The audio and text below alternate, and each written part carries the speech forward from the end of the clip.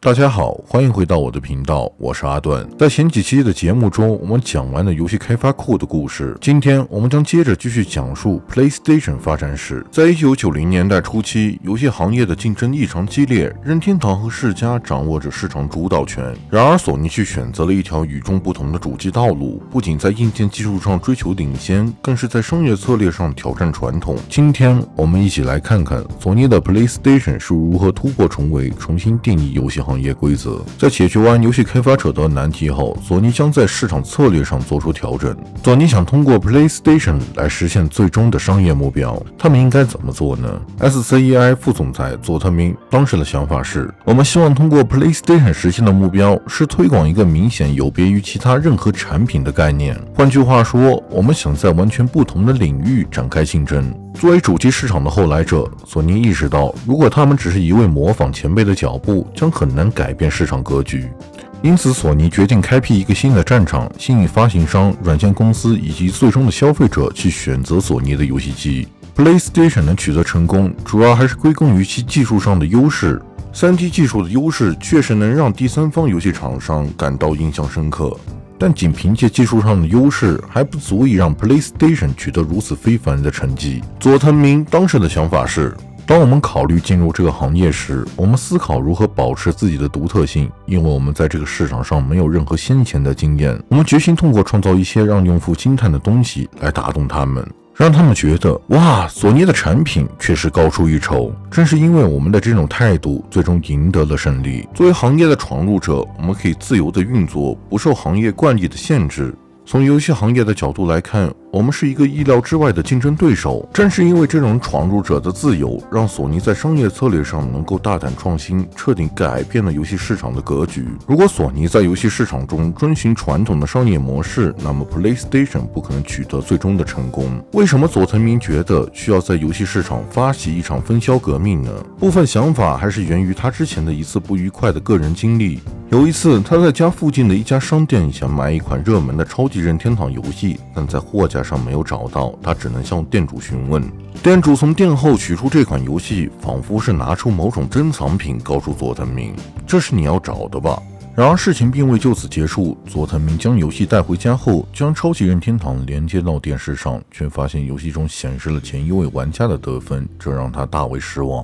虽然在外包装看起来是全新的，但这个游戏软件毫无疑问是被使用过，而且它是按照全价购买的。愤怒之下，他立刻返回商店投诉，店主也只能低声道歉：“对不起，你说的对，这确实是二手的产品。”这样的情况在 PlayStation 之前的游戏市场中非常普遍。佐藤明表示，如果用户被这样对待，怨气只会不断累积，他们显然是被欺骗了。毫无疑问，游戏行业中的一些人并不尊重用户。这次经历让我下定决心要改变计算机游戏市场中的交易方式。当时的佐藤明只是一个普通的超级任天堂用户，但不仅仅是玩家买到二手游戏，越来越多的软件开发商也对任天堂分销方式的不满达到了极限。科乐美当时的董事北上和美表示，我们对任天堂的批发组织初心会已经失去了耐心，他们不会更换有缺陷的产品，无视正常渠道进行交易，甚至复制软件。他们的行为如此不道德，简直令人难以置信。他们怎么能这样逍遥法外呢？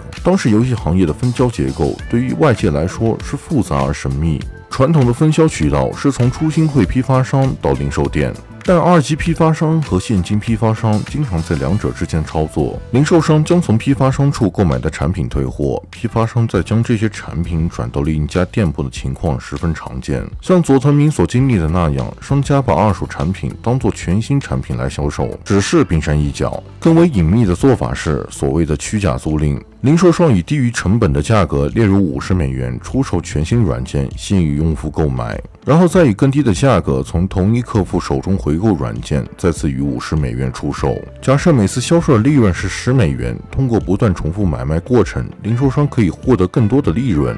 零售商周转同一产品的次数越多，利润也就越大。超级任天堂的游戏软件通过一种独特的方式进行分销，初心会批发商会与游戏软件公司签订批量购买协议，一次订购大量列入5000或10000份游戏软件。如果该款游戏在市场上成为了热门，这种方式是可行的。但如果游戏销量不佳，批发商就会面临大量滞销库存的风险。而实际上，只有少数的几款游戏能够达到如此高的销量。在这种分销结构下，销售方会表现出某种特定的行为。批发商害怕库存积压，因此尽可能迅速地出售他们购买的软件。而如果该款游戏肯定能热销，他们反而不愿意立刻出售，而是尽可能持有更长的时间，等待游戏价格的上涨。这种销售行为的根源在于 Master-ROM 分装在矩形卡带中的半导体存储器作为媒介的特点。Master-ROM 的优势在于数据访问速度快，这一点深受用户喜爱。然而，从制造商的角度来看 ，Master-ROM 有一个关键缺陷：生产周期较长。一旦热门产品售罄，制造商会惊慌地追加订单。但 Master-ROM 属于半导体产品，生产周期超过2个月，在游戏行业中时机至关重要，销售机会稍纵即逝。这种问题导致许多游戏软件厂商经历了因库存不足而丧失销售机会的情况。由于补充芯片库存需要2个月的时间，这时游戏的热度往往已经下降了。这是使用 Master-ROM 作为媒介的一个不可避免的问题。Master-ROM 的制造时间很长，因此实际上无法进行重复生产。担心错失销售机会，游戏制造商通常会生产大量同一游戏。然而，一个批发商是无法持有所有库存，于是通过出售给其他批发商或现金批发商来处理部分库存。这导致了上述许多问题的出现，形成了一个恶性循环。佐藤明说道：“尽管我被骗买了二手商品，但对于 Master-ROM 来说，这样的商业模式是正确的。如果 PlayStation 采用了 Master-ROM， 我们也会使用类似任天堂的分销策略，别无选择。”当时对于 Master-ROM 产品的临时需求很容易出现，一家零售店希望购买大量畅销游戏，但由于单个批发商无法提供足够的库存，商店就会联系多个批发商，导致这些批发商同时收到相同的订单，这使得整体需求看起来非常庞大，但实际上其中很多订单只是重复的。事实上，这其中很大一部分是虚假需求。当时只有少数公司会进行精确的市场调研，并衡量和理解游戏软件的销售趋势。南梦宫就是其中之一。南梦宫的石村繁一说：“为了确保 Master-ROM 游戏产品在发行日期上架，我们必须提前3个月将模板交给任天堂。考虑到年底的需求，生产必须在8月份开始。但是如何在8月就准确预测年底的需求呢？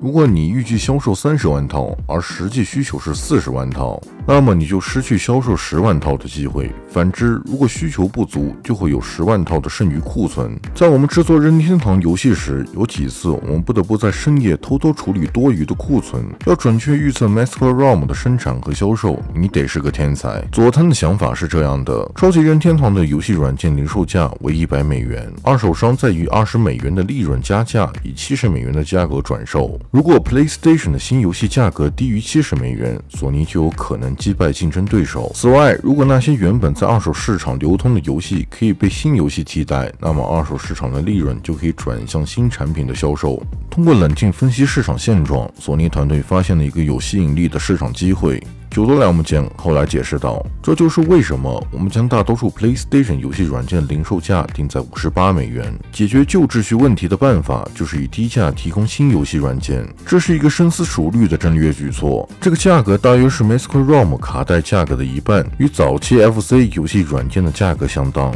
在 PlayStation 发布之前 ，Master-ROM 游戏卡带的价格一直在上涨。从1993年10月到1994年9月发布的24款超级任天堂游戏中，有超过1半的游戏价格都高于$100。价格高于$100的游戏数量是前一年同类游戏数量的2倍以上。佐藤表示，使用 Master-ROM 时，开发商会将二手软件市场的利润计算到零售价格中，因此新游戏产品的价格会非常高。我们使用 CD-ROM 改变了这种荒谬的情况。